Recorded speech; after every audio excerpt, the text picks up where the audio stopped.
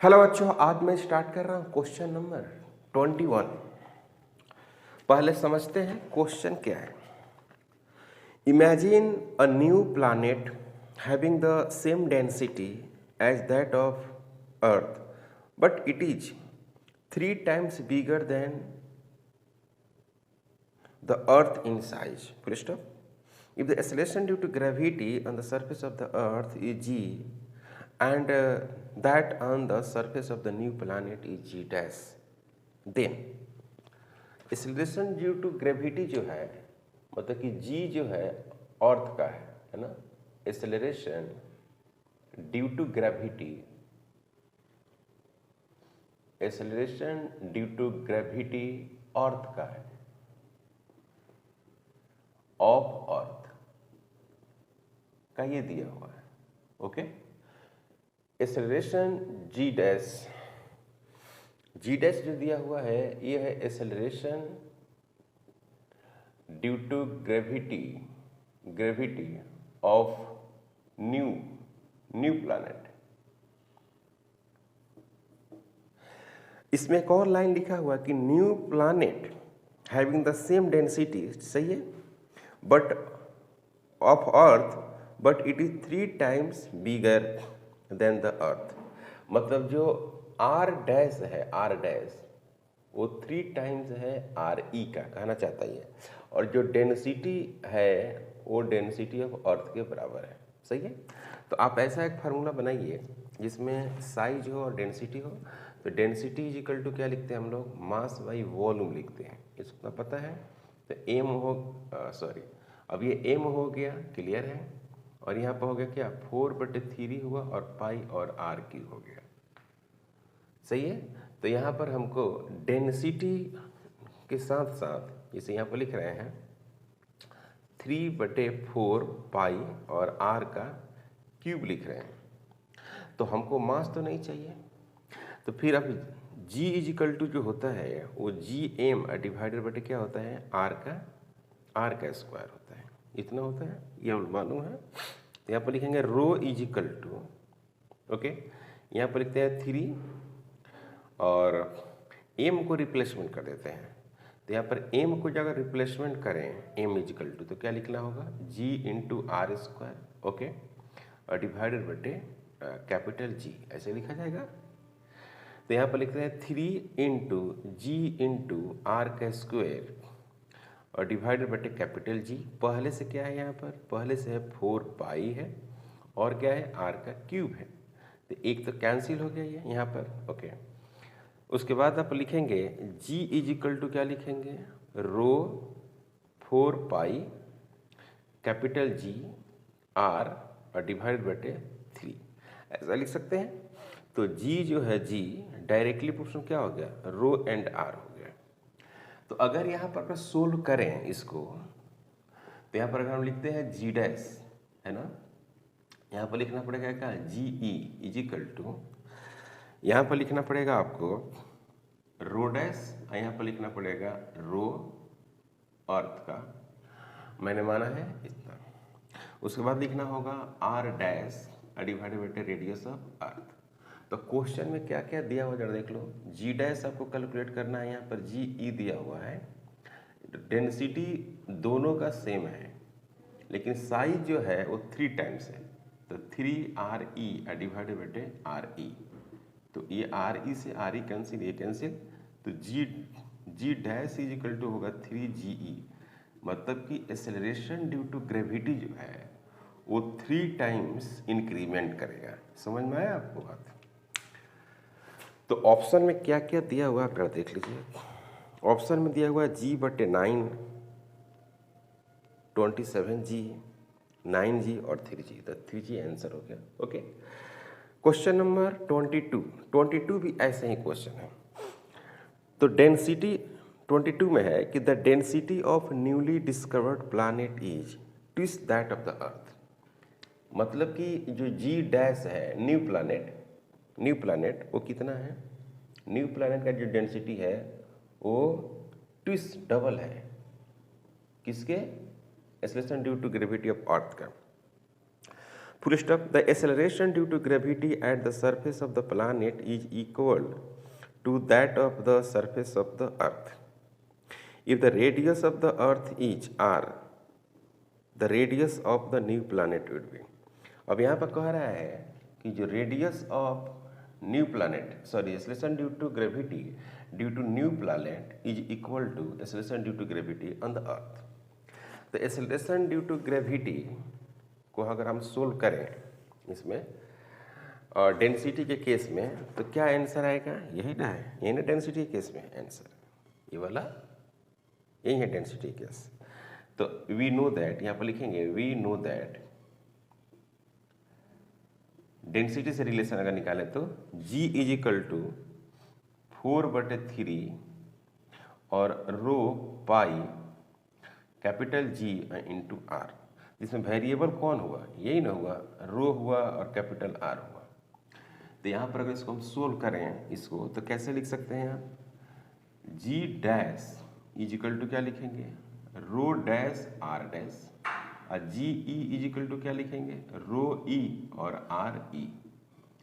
According to question दोनों क्या है? इक्वल है। देख रहे हैं, कह रहा है कि ये और ये दोनों इक्वल है, तो क्या होना चाहिए? रेडियस, यही सवाल है। तो rho dash R dash is equal to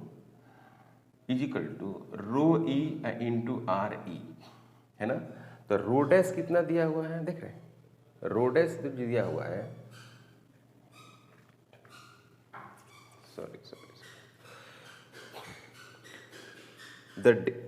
सवाल फिर से समझ लीजिए।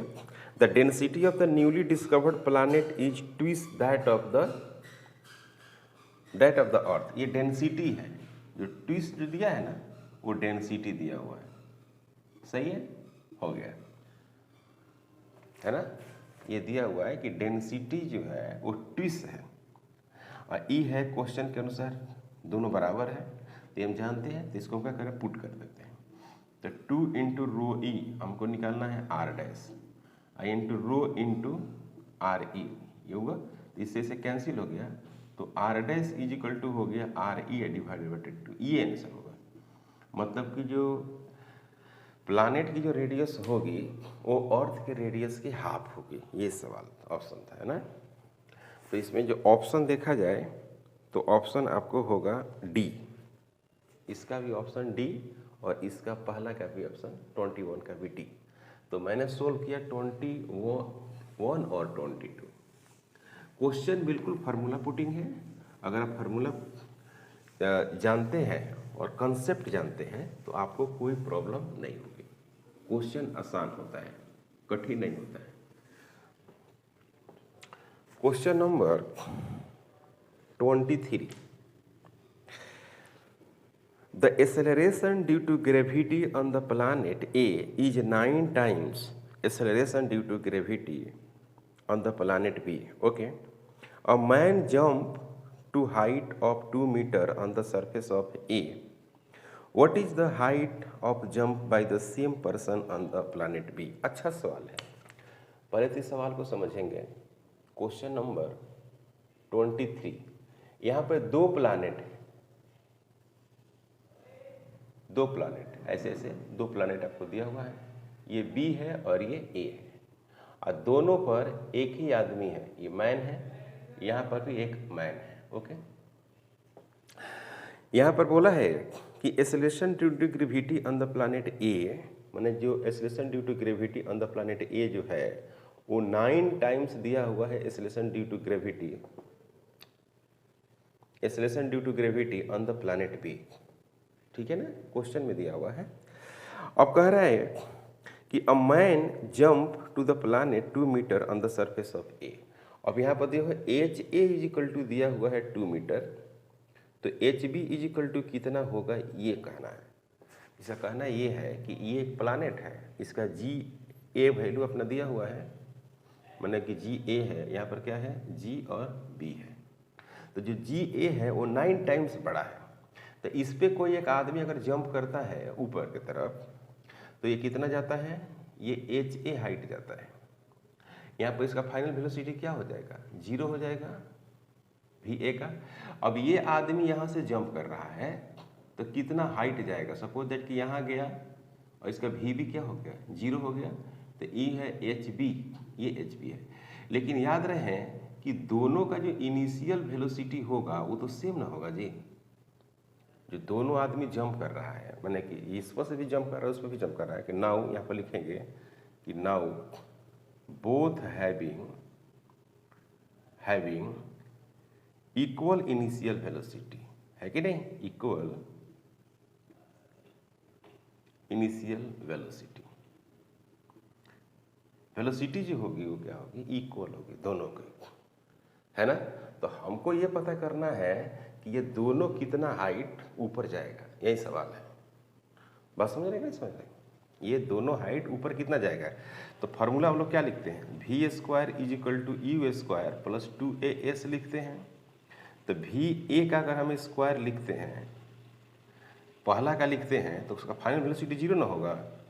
इनिशियल वेलोसिटी यहाँ पर मिला ना, यू ए बराबर क्या होगा, U B is equal to क्या हो जाएगा, यू हो जाएगा। तो यहाँ पर लिख देते हैं क्या, यू ए इसका स्क्वायर माइनस 2 ए, मतलब कि जी ए इंटू एच ए, यही ना, एच ए। तो यू ए का स्क्वायर इज इक्वल टू जो होगा वो 2GA और एच ए हो गया, ये हो गया।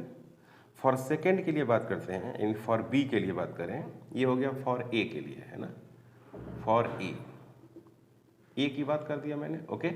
और फॉर बी की बात करें तो 0 is equal to U B इसका स्क्वायर माइनस 2GB और फिर क्या लिखेंगे बच्चों, HB। बहुत अच्छा सवाल है।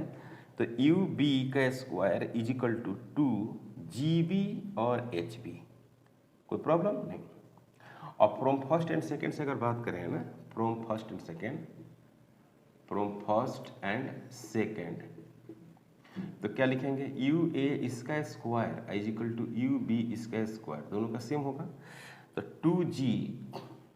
2GA और HA is equal to 2GB और HB, ऐसा होगा। तो 2 से 2 कैंसिल हो जाएगा, तो GA और HA is equal to GB और HB।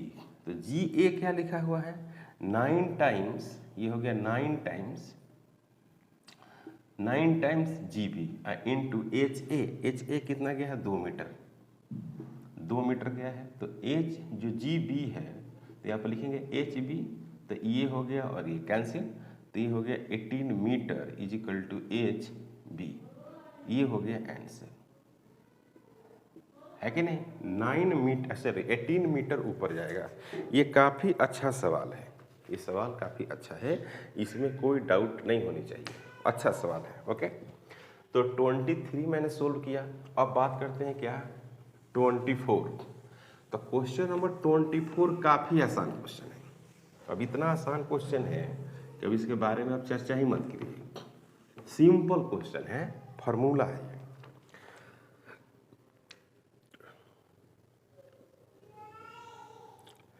What will be the formula of the mass of the earth in term of small g, capital R, capital G? मतलब आपको मास बताना है, इसके टर्म में बताना है।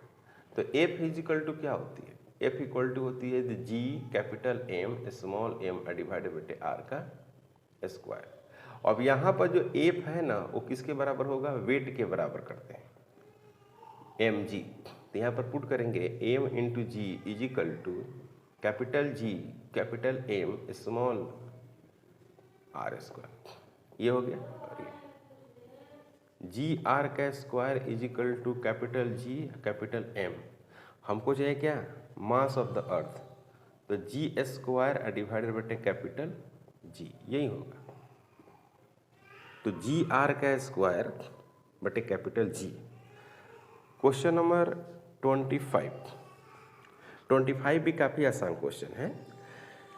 The acceleration due to gravity small g and mean density of the earth rho related by the following relationship, capital G is the gravitational constant and capital R radius of the earth. यहाँ पर G जो है वो होता है क्या, acceleration due to gravity होती है, ये आपको पता है। और डेंसिटी जो होती है वो होती है एवरेज डेंसिटी,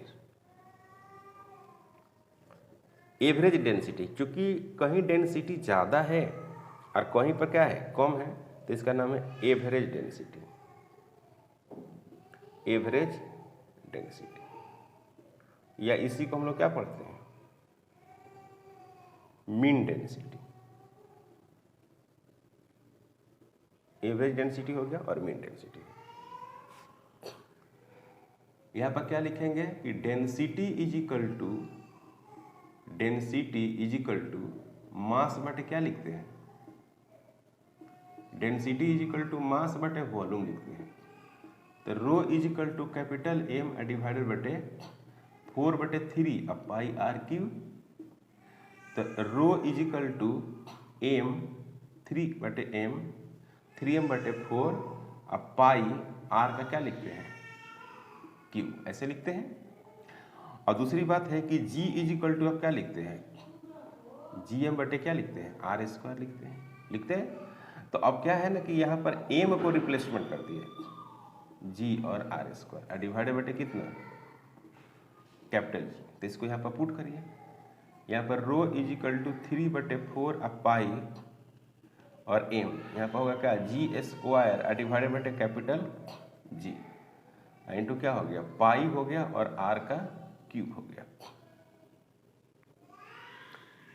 सही है, सॉरी यहाँ पर पाई नहीं रहेगा।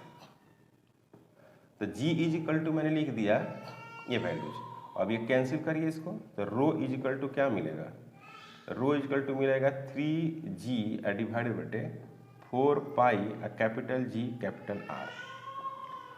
तो rho is equal to 3g 4 pi capital G और कैपिटल R। तो इसका ऑप्शन ए होगा, ये काफी इंपॉर्टेंट है। यहाँ तक कोई डाउट, यहाँ तक कोई डाउट है। क्वेश्चन नंबर 25 का ऑप्शन में ए आएगा values. Okay, question number 26, the radius of earth is about 6400 kilometre and that of the Mars is 3200 kilometre. Full stop. The mass of the earth is about 10 times mass of Mars. Full stop. An object weight 200 Newton on the surface of the earth. Its weight on the surface of Mars. सवाल ये है कि यहाँ पर अर्थ है, ये अर्थ हो गया,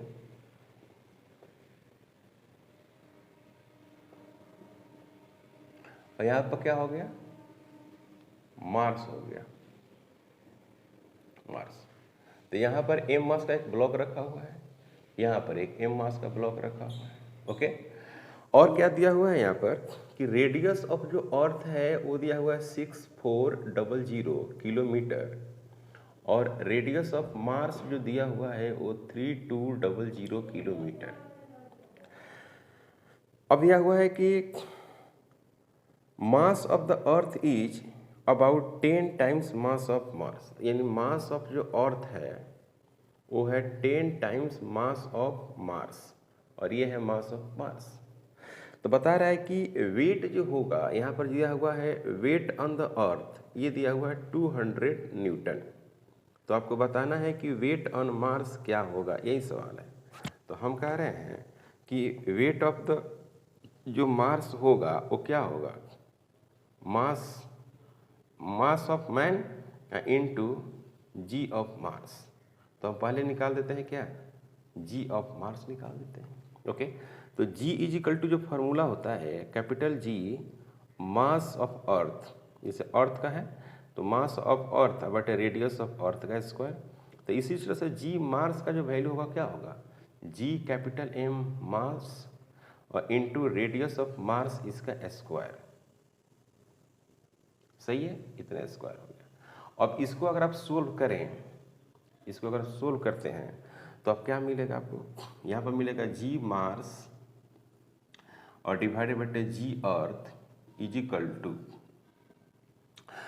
टू यहाँ पर सोल्व करेंगे तो मिलेगा आपको mass of Mars into radius of Mars इसका square into mass of Earth divided बटे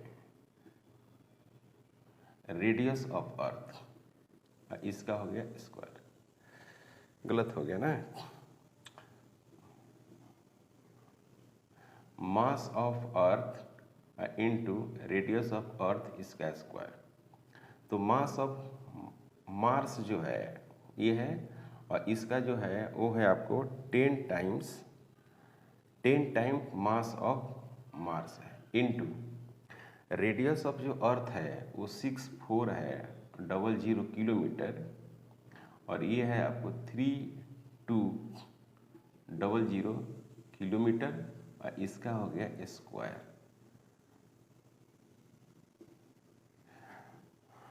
ठीक है, तो ये मार्स से कट जाएगा, ये किलोमीटर दो, यानी कहने का मतलब है कि 2 हो जाएगा। तो 1/10 इजिकल टू यहाँ पर हो गया 4। तो ये हो गया जी मार्स, और ये हो गया जी अर्थ। तो जी मार्स जो हो गया वो क्या हो गया, जी अर्थ डिवाइडेड बाई 10 इंटू 4। तो जो वेट होगा मार्स का, है ना, वो आपको क्या कितना कैलकुलेट करना है, m इंटू जी। तो अब यहाँ पर आप लिख सकते हैं, इस तरह से लिख सकते हैं कि weight of Mars divided by weight of कितना Earth is equal to M G Mars divided by small m G Earth, और ये कैंसिल हो जाएगा, और कैंसिल होकर आपको बच जाएगा weight of Mars is equal to weight of Earth into G Mars divided by G Earth. तो वेट ऑन द अर्थ कितना दिया हुआ है, 200 न्यूटन दिया हुआ है, 200 न्यूटन दिया हुआ है। तो जी जो मार्स का है वो कितना दिया हुआ है, G E divided by 10 into 4 divided by G E, कितना वैल्यू हुआ, कहाँ गया, वेट से जी है ना, जी आप कैलकुलेट किए, ये रहा जी ई डिवाइडेड बाई 10। अब पहले से एक जी ई वैल्यूज है, तो जी ई से जी कट गया, इससे ये कट गया, ये 200 है, ये कट गया, तो 20 इंटू 4, तो ये मिल गया 80। काफ़ी आसान क्वेश्चन है, 80 न्यूटन है, लेकिन ये जल्दी नहीं बनेगा, अगर आप जल्दी बनाना चाहेंगे तो ये नहीं बनेगा। 80 न्यूटन इसका आंसर आएगा। Okay, question number 27। Question number 27 ये है एक्सेलरेशन ड्यू टू ग्रेविटी जो एबव द एज हाइट की बात हम लोग करते हैं, वही कह रहा है कि एज हाइट पर वेट क्या होगा, जो काफ़ी आसान है, कठिन नहीं है।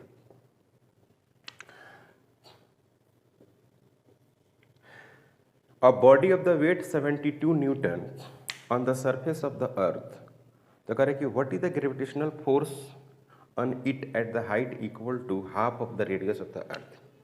तो पहली बात ये है कि g जो है अर्थ सरफेस पर वो कितना होती है, capital G m divide by क्या होता है, r का स्क्वायर होता है, ये होता है। अगर इसी को हम कहें कि h हाइट ऊपर लेके 2 पर क्या होगा, तो जी एच पहले निकाल लीजिए, यहाँ पर क्या लिखिएगा, जी एम बटे आर प्लस, यहाँ पर लिखते हैं हम लोग क्या, इसको वैल्यू लिखते हैं, एच हाइट ऊपर के लिए क्या लिखते हैं, आर का स्क्वायर लिखते हैं, और 1 प्लस एच बटे आर, इसका लिखते हैं क्या, स्क्वायर। तो एच का वैल्यू कितना लिख देना, आर बाई 2। तो यहाँ पर लिखेंगे जी एच इजिकल टू, ध्यान दीजिएगा, इसको जी ई लिख सकते हैं ना, जी ई, इसको जी ई लिख सकते हैं, और यहाँ पर लिखेंगे 1 प्लस एच का वैल्यू कितना रखना है, आर बटे 2। अब पहले से क्या है, आर है, इसका क्या हो जाएगा, स्क्वायर हो जाएगा। जी ई इजिकल टू 1 प्लस 1 बटे 2, इसका क्या होगा, स्क्वायर होगा, और जी ई जो है ये हो गया क्या, 3 बटे 2 होगा, इसका स्क्वायर होगा। तो यहाँ पर क्या होगा, 4 बटे 9 इंटू जी ई होगा, और क्या हो गया, जी एच हो गया, ऐसा होगा 4 बटे 9 टू जी। अब दिया हुआ है क्वेश्चन में क्या कि अर्थ सरफेस पे जो वैल्यू है वो m इंटू जी ई होता है, ये दिया हुआ आपको 72 न्यूटन, ये ना दिया हुआ है, गिवन है, ये क्वेश्चन में दिया हुआ है 72 न्यूटन। तो आपको एच हाइट पर बताना है, तो एच हाइट में क्या लिखेंगे, एम जी ई इंटू कितना है, 4 बटे 9 है ना, 4 बटे 9 है, तो यहाँ पर क्या होगा, 72 इंटू 4 डिवाइडेड बटे 9। तो 8 से ही कट जाएगा, 8 से, तो 8 इंटू 4 कितना होगा 32 न्यूटन।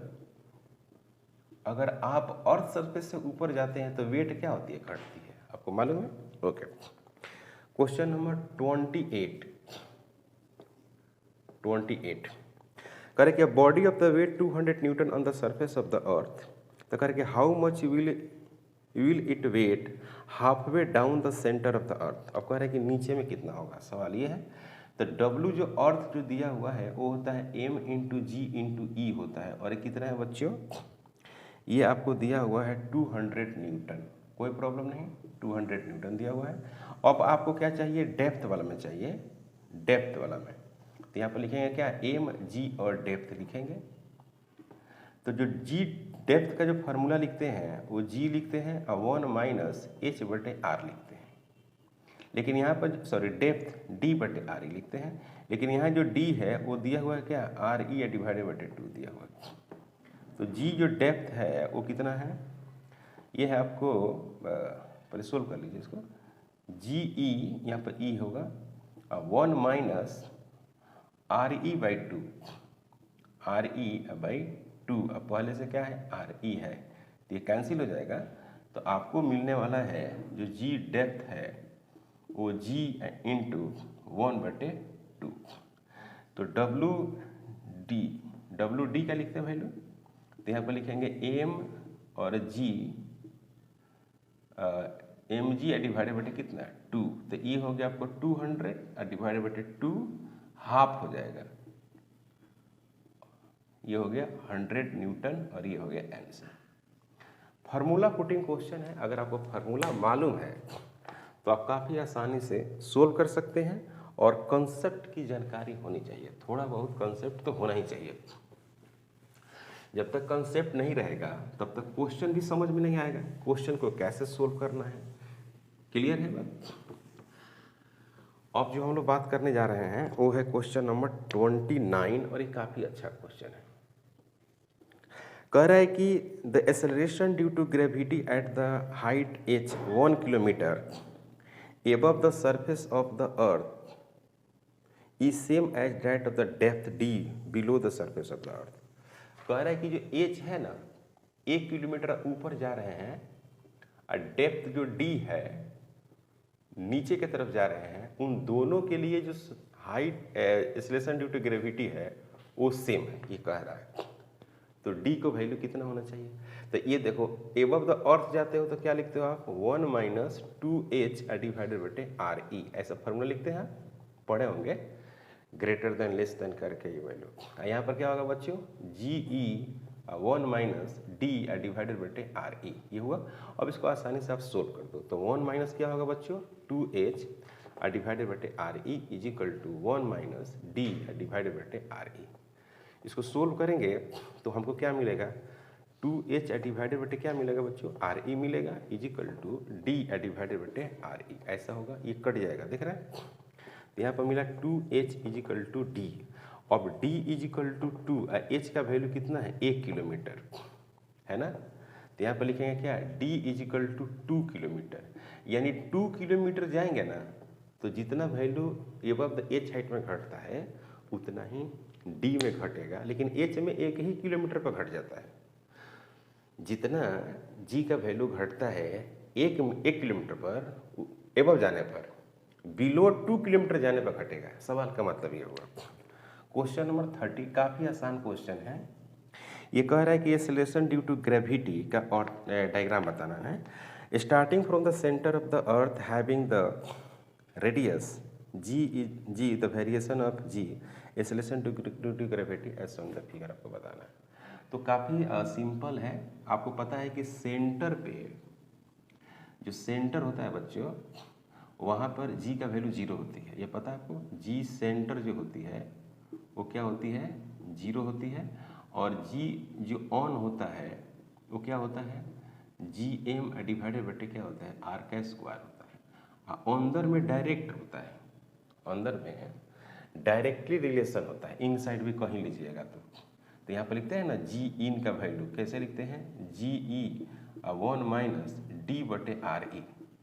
ये डी क्या है, अंदर में जो डिस्टेंस है, ये आप ऐसे कर सकते हैं, स्मॉल आर लिख सकते हैं, और इसको क्या दे सकते हैं आप, कहीं भी वैल्यू लीजिएगा तो ये स्मॉल आर है और पूरा रेडियस कितना है, कैपिटल आर है। और वहीं जब आउट साइड में जाने लगिएगा, आउट, ऑन तो आप देख ही रहे हैं क्या है, जी एम डिवाइडेड बटे आर का स्क्वायर है, ये पता है। और जी जो आउट है वो क्या लिखते हैं, जी एम डिवाइडेड बटे आर स्क्वायर 1 प्लस एच बटे क्या होगा, आर ई, इसका स्क्वायर। वहीं जी इन्फिनिटी का वैल्यू क्या हो जाएगा, फिर जीरो हो जाएगा। तो सेंटर पर भी जीरो है और इन्फिनिटी पर आप जा रहे हैं वहाँ भी क्या है, जीरो है। दोनों जगह पे वैल्यू जो है वो कितना है भाई, दोनों जगह पर वैल्यू जीरो है। आप देख रहे हैं कि नहीं, है कि नहीं। तो इसका जो ग्राफ होगा ना इस तरह से होगा, काफ़ी सिंपल टर्म में आप इसका ग्राफ दिखा सकते हैं। यहाँ पर आर दे दीजिए मीटर में, चाहे डी दे दीजिए, जो भी देना है। इधर जो हो गया आपको जीई हो गया, तो सीधा सेंटर पर जीरो हो गया, सीधा इसे जाएगा, इस सतह पर सबसे ज़्यादा है और उसके बाद लगातार इसे घटेगा। तो ई हो गया R is equal to capital R, ये हो गया आर लेस देन आर, ये हो गया आर ग्रेटर देन आर, ये हो गया जी इन, ये हो गया जी सेंटर, ई हो गया क्या, जी ऑन, ये हो गया क्या, जी आउट। इस तरह से है वैल्यूज, समझे। ओके, तो आज का लेक्चर में यहाँ पर स्टॉप करते हैं, मिलते हैं नेक्स्ट लेक्चर में। अगर आप हमारे चैनल पर नए हैं प्लीज़ सब्सक्राइब करें, शेयर करें। Thank you.